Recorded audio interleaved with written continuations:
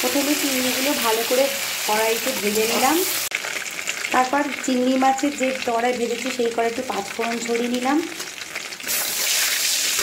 তারপর নেড়ে একটু কেটে রাখা পেঁয়াজ কুচি দিয়ে দিলাম। তারপর তেলের উপরে একটু আদা বাটা দিয়ে দিলাম। ভালো করে নাড়াচাড়া করে সব সবজিগুলো দিয়ে দিলাম।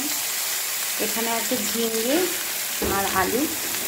ভালো করে নাড়াচাড়া করলাম। স্বাদ মতো লবণ দিয়ে দিলাম। আমি একটু হলুদ দিয়ে দিলাম। আরও ভালো করে নাড়াচাড়া করে নিলাম। এই রান্নাটা অসাধারণ লাগে গরমে, ভীষণ ভালো একটা রান্না। কটা কাঁচা লঙ্কা দিয়ে দিলাম চেরা করে। আপনারা একটু মিষ্টি দিতে পারেন, আমি যেহেতু মিষ্টি খাই না সেহেতু মিষ্টি দিলাম না। আবারও ভালো করে নাড়াচাড়া করে কষিয়ে নিলাম। একটু ঢাকা দেব, জল দিয়ে দিলাম।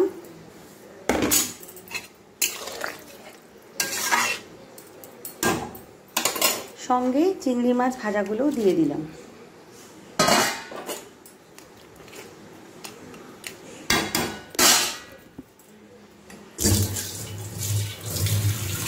ঢাকা দিয়ে দেবো। কিছুক্ষণ ঢাকার পরে দেখুন এই গরমে এই চিংড়ি মাছ দিয়ে ঝিঙে দিয়ে আলু দিয়ে এই তরকারিটা ভীষণ আরামদায়ক, খেলে ভীষণ ভালো লাগবে।